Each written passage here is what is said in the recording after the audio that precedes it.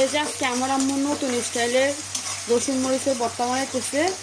এখানে মুরগির চাম কুটে নিছে, তারপরে এই যে এখানে রসুন মরিচের ভর্তাগুলো আমি যে ব্লান্ডার করে নিছি, এগুলো এখন তেলের মধ্যে ভাজি করবো।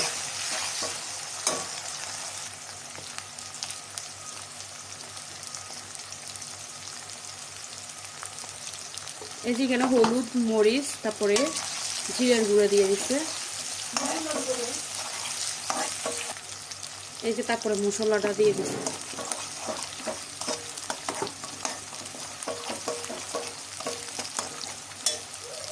এই যে এখন মুরগির চামগুলো দিয়ে দিতেছে, এগুলো একদম ভালো করে কষা নিব।